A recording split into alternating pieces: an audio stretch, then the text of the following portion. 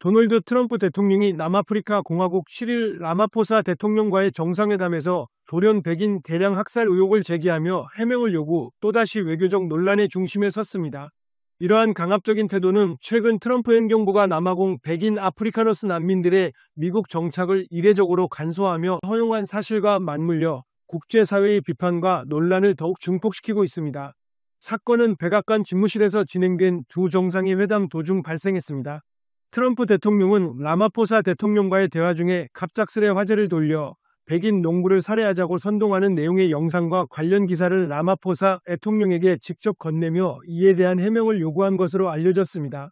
라마포사 대통령은 히토류 등 광물 협정을 통해 미국과의 관계 개선을 모색하고자 했으나 이러한 예상치 못한 공세에 당혹감을 감추지 못했던 것으로 전해졌습니다. 그는 해당 영상에 대해 본 적이 없다고 반박했습니다. 문제는 여기서 그치지 않습니다. 트럼프 행정부는 남아공 백인들의 미국 정착을 이례적으로 허용하며 백인 학살 주장에 힘을 실어주는 듯한 모습을 보였습니다.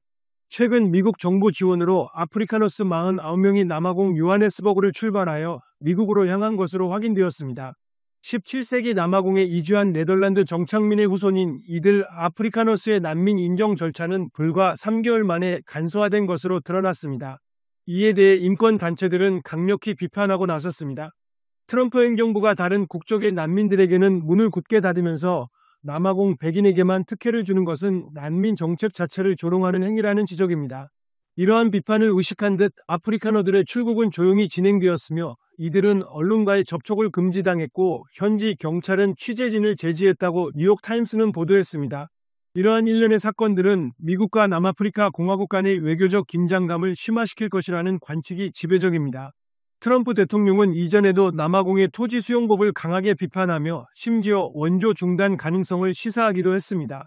남아공 측에서는 관계 개선을 꾀했음에도 불구하고 이번 정상회담에서의 공개적인 면박과 더불어 특정 인종에 대한 난민 특혜 논란이 겹치면서 양국 갈등 봉합은 더욱 어려워질 전망입니다. 국제사회는 이번 사건들을 트럼프 대통령의 외교 스타일을 단적으로 보여주는 사례로 주목하고 있습니다. 일각에서는 트럼프 대통령이 검증되지 않은 정보와 편향된 시각에 기반하여 외교적 압박을 가하고 있으며 이는 상대국에 대한 존중이 결여된 무례한 행위라는 비판의 목소리가 높습니다.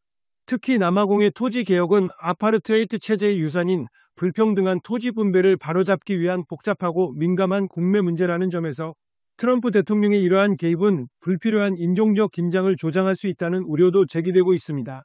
트럼프 대통령의 재집권 이후 그의 외교 기조에 대한 국제사회에서 논란이 되는 점이 많았고 이번에 남아공 대통령과의 외교 자리에서 우크라이나 젤렌스키 대통령과의 논란 이후 또다시 논란이 발생하면서 미국이 앞으로 어떤 방식으로 국제관계에 임할 것인지를 보여주는 다른 시험대의 한 단면이 될 것으로 보입니다.